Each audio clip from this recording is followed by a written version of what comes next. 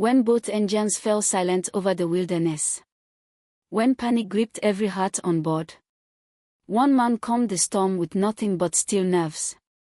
One heartbeat at a time, he turned a death plunge into a miracle landing.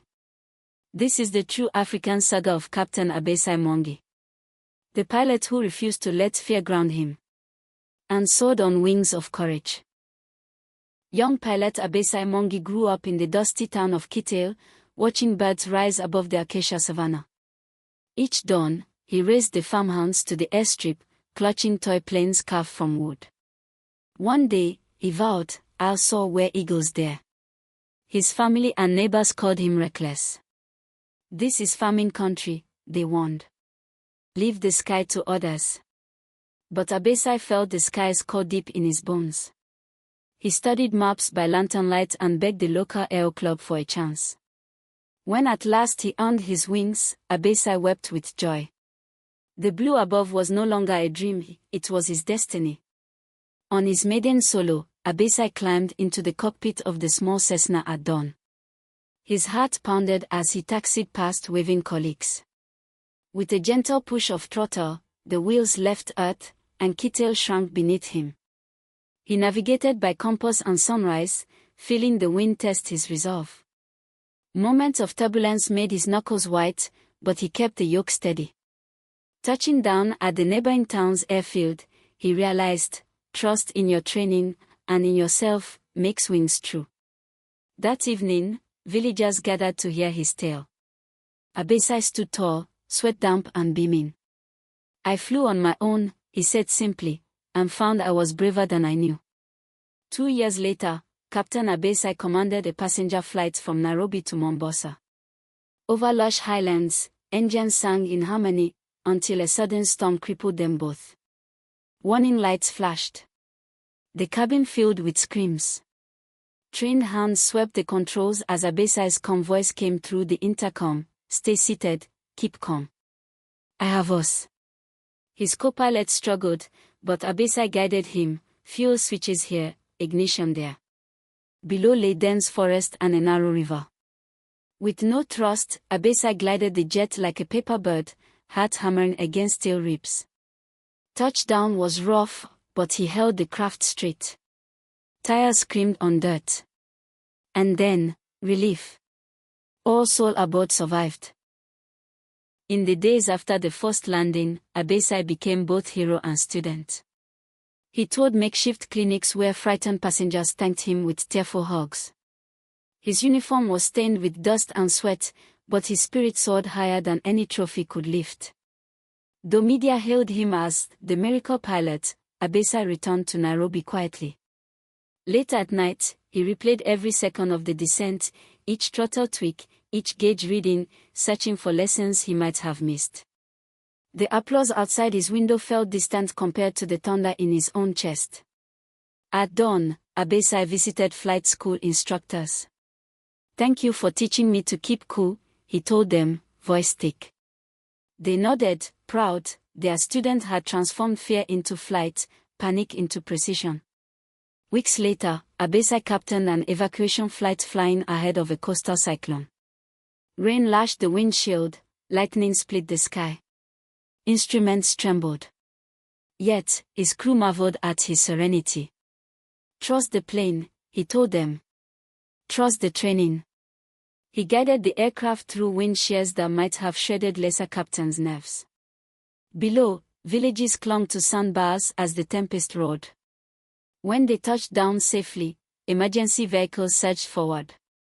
Abasi stepped onto the muddy runway, his coat plastered to his frame, and raised a hand in quiet salute to the storm-ravaged land he had delivered from deeper peril. Back home in Kitale, Abasi's young daughter, Nia, awaited him every return. She believed her father had wings of steel. "Papa, you are my superhero," she'd cheer, wrapping small arms around his leg.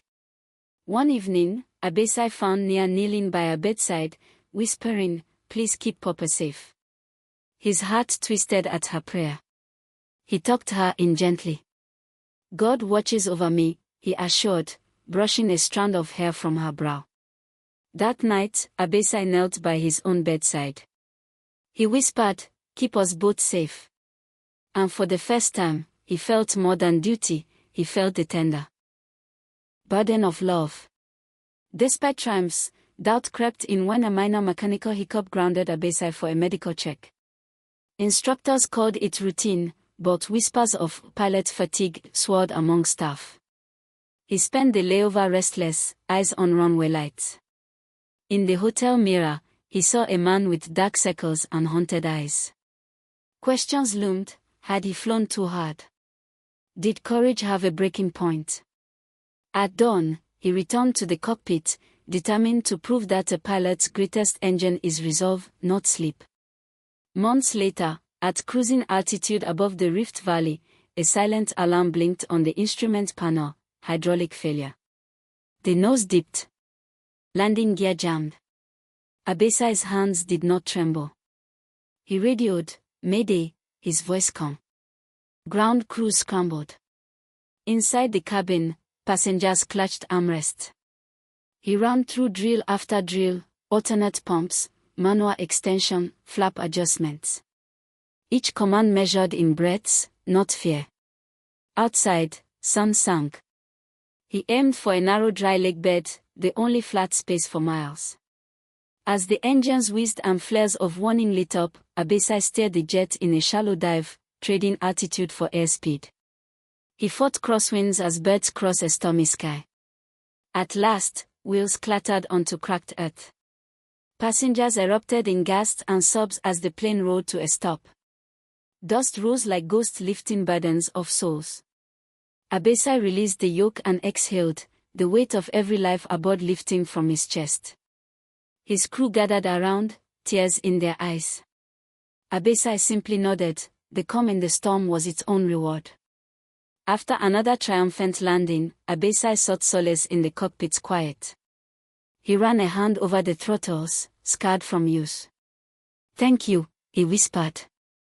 He found a pocket in his flight jacket containing Nia's drawing, him flying above clouds. He pressed it to his heart. Each crisis, each silent prayer, each calculated maneuver was for her. And as he strode onto the tarmac, crews cheered. Abasi lifted his helmet, revealing eyes that had stared into the abyss, and returned with hope. When Abasi returned to Nairobi, he noticed hushed voices in the airline hangar. Mechanics whispered about his recent close calls, and a supervisor suggested more simulator time. Though well-intentioned, the doubt stung. That night, he wandered among grounded jets, their silver skins reflecting floodlights. Memories of past emergencies flickered through his mind like warning indicators. Yet he also recalled Nia's faith, how she believed her father could tame even the wildest winds. He resolved, he would not allow shadowy whispers to dim his wings. Every flight would be proof that courage, like an engine, must be maintained with belief. Abasi volunteered to return to the simulator, not out of necessity, but conviction. He worked alongside young cadets, drilling emergency procedures until muscle memory replaced panic. Each repetition was a stitch in the safety net of his skill. He also began mentoring, sharing stories of real landings on rocky riverbanks and flooded fields. His words carried weight because they were more than theory, they were lived truths. By the end of the week, even his sternest evaluator nodded in approval. "Your hands are steady. Your mind is sharper still," the instructor said. Abasi smiled, knowing that growth often follows the hardest storms. In mid-flight the next day, Abasi's radio crackled with an unexpected message. Nia had fallen ill, high fever and coughing. Heart pounding, he radioed the co-pilot to take over and press the fastest descent protocol. Touching down, he raced through the airport, discarded his hat, and jumped into a waiting car. In the hospital, he found Mama Nira exhausted but hopeful. Nia clung to her mother's arm, eyes bright when Abasi appeared. That night, he prayed not for safe landings, but for his daughter's recovery. She slept in his arms, small and fighting. And he vowed, no life, no cargo, would ever matter more than hers. While Nia recovered, Abasi's mind wrestled with guilt. How could he fly away in danger when his own child lay sick? The engine's roar once fueled him, now it felt like an escape. Yet Mama Nerea reminded him, "You save strangers with your skill. Now use that same bravery to pray for Nia." Reconciled, Abasi returned to the cockpit with renewed purpose. His faith was no longer just for the skies, it was for every heartbeat below. The airline announced a retrofit, new, advanced turbofan engines requiring intensive training.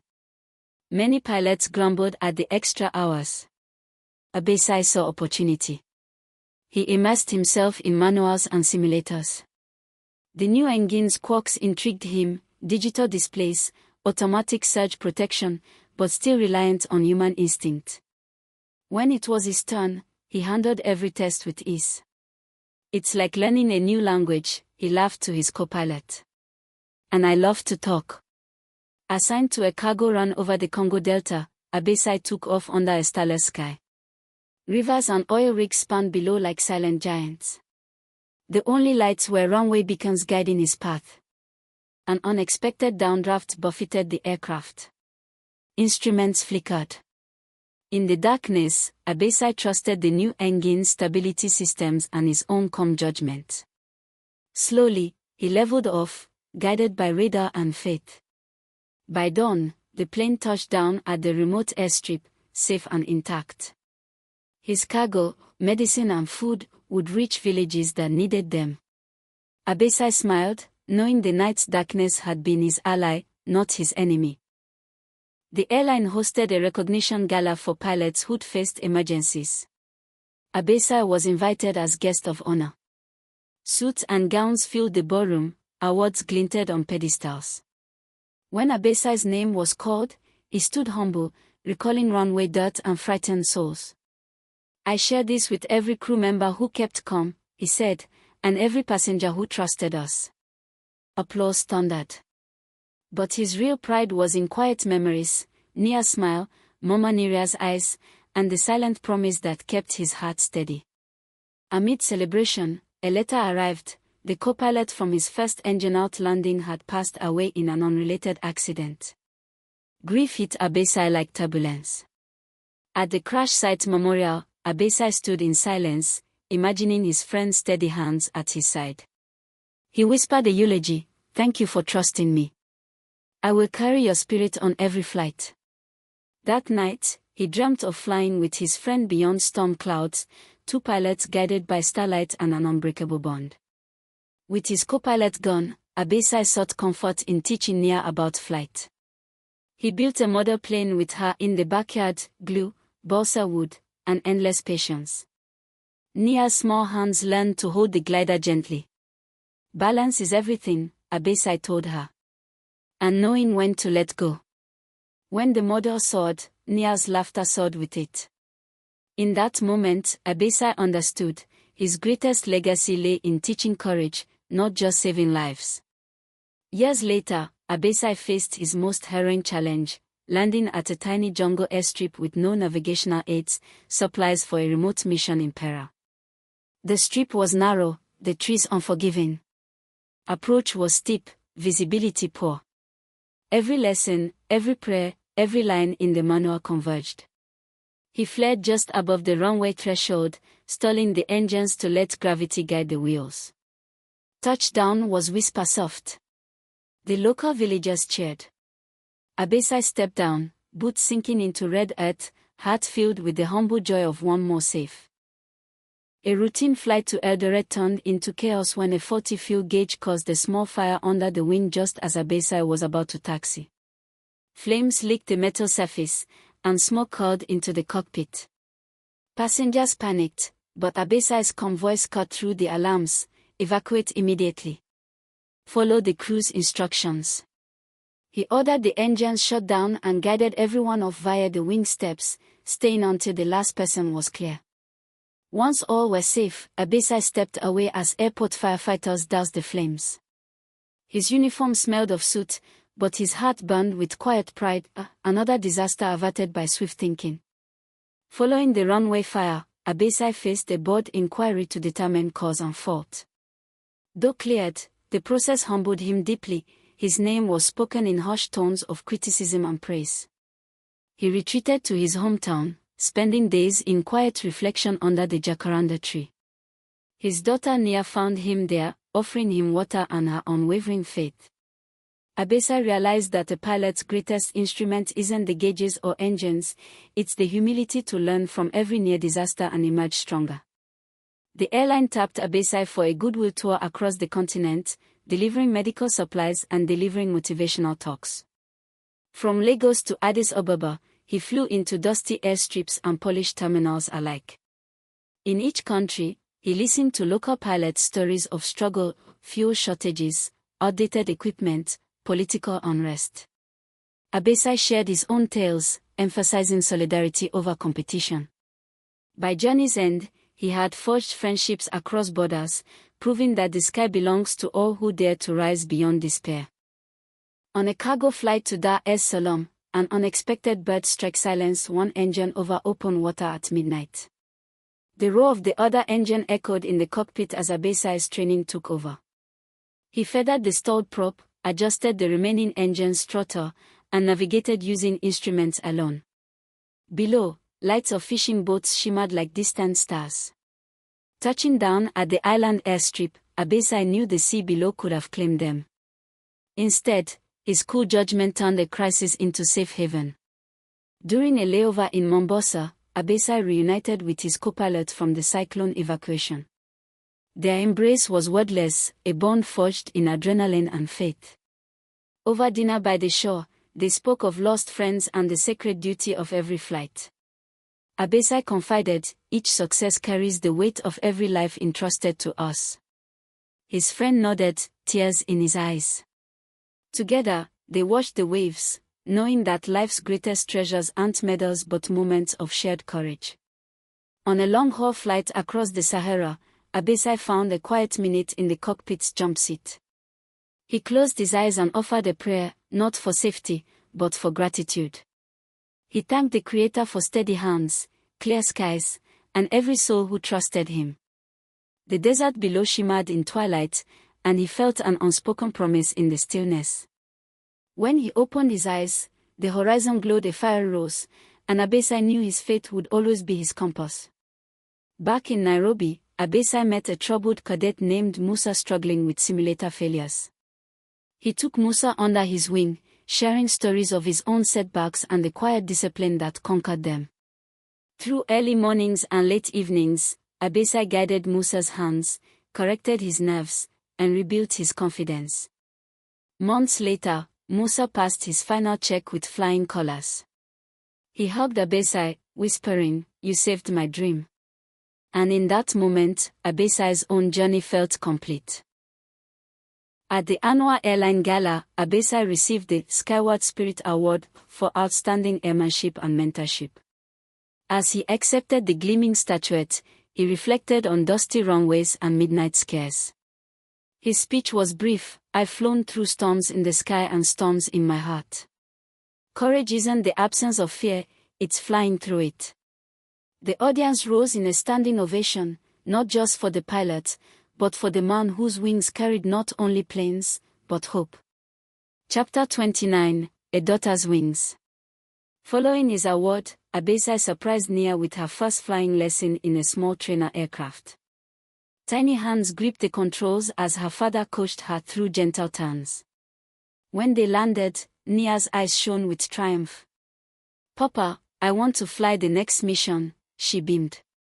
Abasi kissed her forehead. "One day, my daughter. But remember, the sky asks not for skill alone, but for kindness in the storms." In the quiet twilight of his career's midpoint, Abasi performed one last routine engine check on his favorite Embraer jet. He traced his fingers along each gauge, each dial a testament to years of trust. As sunset painted the tarmac gold, he realized that every flight, every crisis, and every landing had shaped him, pilot, father, man of faith. Securing the cockpit, Abasi stepped out and looked up at the vast sky. With a steady breath, he prepared for the next chapter, knowing his greatest landings were still to come. A weathered note arrived at Abasi's desk, supplies needed urgently at a remote airstrip in the highlands, long abandoned for lack of traffic. He volunteered to fly the humanitarian drop. He navigated narrow valleys and swirling mist, descending toward a half-hidden runway overgrown with grass. At touchdown, the landing gear groaned but held firm, and his heart leapt. Villagers emerged from huts to cheer as relief crates rolled onto the tarmac. In that moment, Abasi saw the true purpose of flight, carrying hope to forgotten places. Passengers on an evacuation flight included a young mother and her ailing child. When Abasi learned the baby required urgent care, he diverted to the nearest hospital, risking schedule and protocol.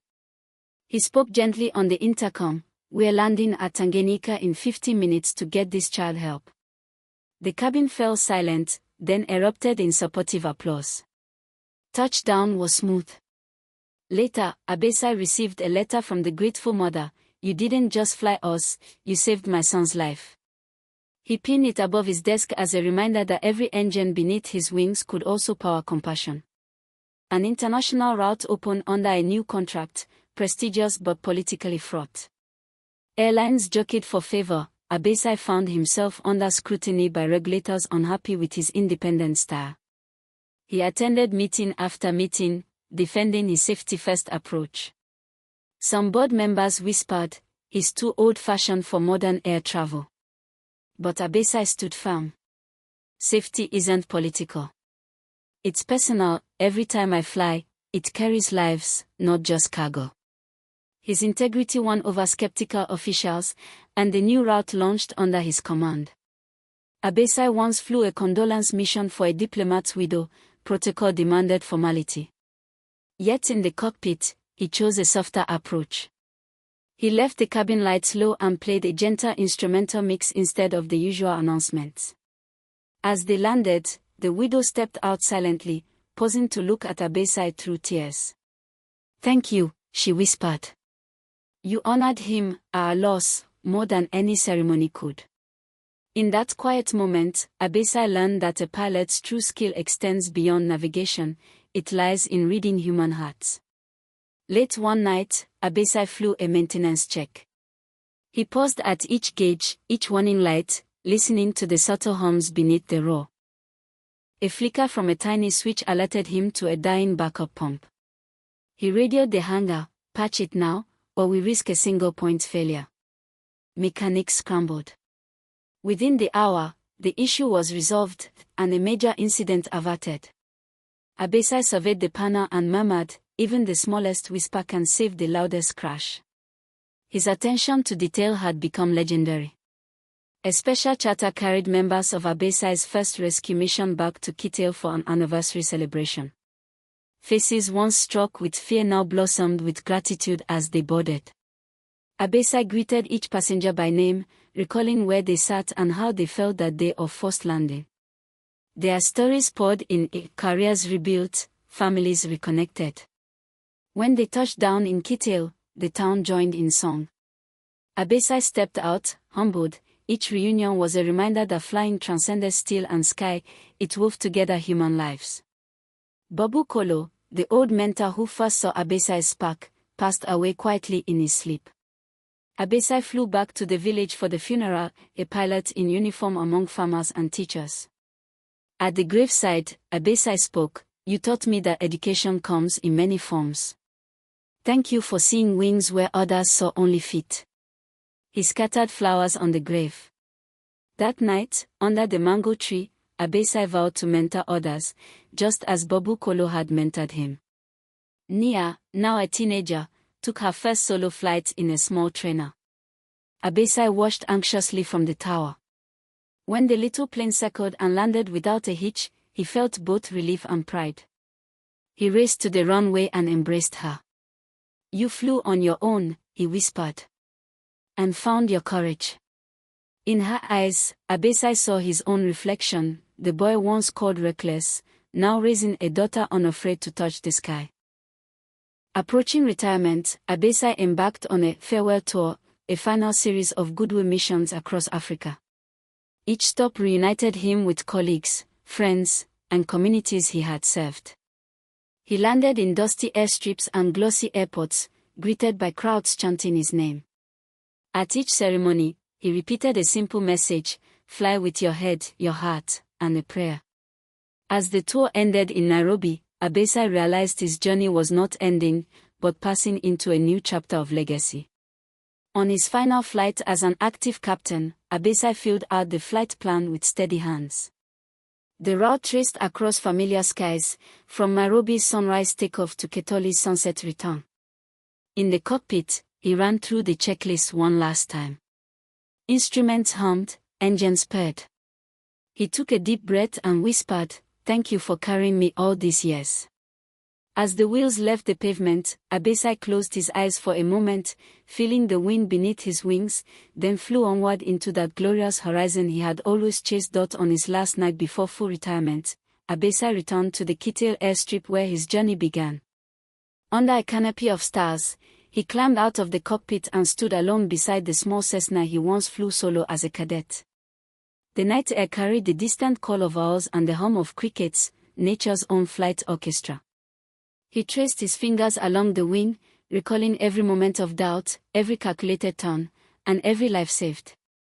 The rust-red soil beneath his feet felt sacred. "You carried me when I was ground-bound," he whispered to the plane. "Now I carry you in my heart." With a final salute to the old aircraft and the silent runway lights, Abasi walked away, leaving the metal and machinery behind, but taking with him the spirit of every takeoff and landing that shaped his soul. Retirement brought Abasi a new purpose, founding the Pilot Circle, a fellowship for retired aviators to mentor the next generation. In a sunlit hands-on classroom, he and fellow captains shared stories with fresh cadets, wrinkles of experience alongside youthful curiosity. At the first session, Abasi spoke of the human side of flying. Machinery can fail, but character never should. He encouraged open dialogue about mistakes, near misses, and the silent fears they'd conquered. The cadets leaned forward, absorbing every word like precious fuel.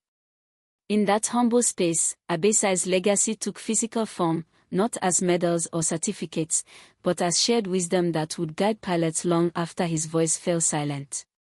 Beyond mentoring, Abasi turned Tulia Farms Fields into an aviation heritage park, showcasing salvaged propellers, vintage gauges, and cockpit controls recovered from decommissioned planes. Children marveled at the artifacts, their eyes wide with dreams of distant skies. He installed a small museum wing, photographs of his daring landings, letters from grateful survivors, and Nia's childhood model plane. Each display bore a plaque: "Courage is learned in the storms." Visitors left inspired, knowing that bravery is not born in calm, but forged in the crucible of challenge. Nia, now a licensed pilot herself, announced her first solo passenger flight, to her father's pride and Mama Niria's tears. On that flight, she carried Abasi's old flight jacket in the overhead locker as a talisman. After landing at dusk, Nia jumped into her father's arms. "I flew with your courage," she said. Abasi looked at her, seeing the future he once dreamed, now realized in the next generation. He whispered, "The sky is yours, my child. Guard it with your heart." On the anniversary of his first emergency landing, Abasi hosted a night of remembrance at the Heritage Park. Pilots, survivors, and families gathered under floodlights to share stories and light lanterns. Each lantern carried the name of passengers saved, crew lost, and bonds formed in midair. As lanterns drifted upward, Abasi felt each glow connect hearts across time. That night, he sat among friends, offering silent thanks for every soul who trusted his wings. At a community festival, Abasi taught children the basics of flight, angle of attack, lift, and teamwork. He crafted paper planes for them, guiding small hands to fold perfect wings. When the children raced to launch their creations, Abasi cheered loudest. "Fly high," he called. "But remember to land safely." Their laughter surrounded him, proof that his greatest lessons would long outlast any metal bird. Abasi wrote a pilot's prayer, a simple invocation for courage, clarity, and compassion. It was printed and distributed to flight schools and airports across Africa. Every morning before duty, pilots recited, Guide my hands, steady my heart, guard every life in my charge. He received messages from airlines reporting calmer flights and stronger crews. Abasi smiled, knowing that words born of experience could anchor souls against the fiercest storms. In his final years, Abasi rose early to walk the ridges above Kitale, watching sunrises ignite the sky. He reflected on a life spent between earth and clouds, where every dawn held promise, and every dusk brought gratitude. Travelers on nearby flights sometimes spotted a lone figure on the ridge, hands raised in salute as engines passed overhead. Many believed it was an omen of safe passage. Abasi, with silver hair and steady gaze, stood ever watchful, his spirit as boundless as the sky he loved. When terminal illness claimed his strength, Abasi faced his final moment not with fear, but with peace. On his last day, he asked to lie beneath the open sky, propeller models at his side. He closed his eyes as winds whispered through the grass, imagining the gentle lift of an aircraft climbing toward the sun. His last breath was a silent prayer of thanks. And in that tranquil field, a lone propeller, balanced on a pedestal, spun on the breeze, Abasi's final takeoff into eternity. Abasi's memorial service drew a crowd spanning generations, pilots in crisp uniforms, children clutching model planes, villagers in humble attire. Eulogies spoke of his valor, his humility, and the hearts he lifted skyward. At the end, Nia released a flock of doves into the sunset. They soared as one, wings catching golden light, an echo of every flight he commanded. On a simple headstone beneath the jacaranda tree, the epitaph read, "He flew through storms, he taught us to trust. His wings now rest, but his courage endures. And under African skies still vast, his story lives on, reborn in every heart that dares to rise."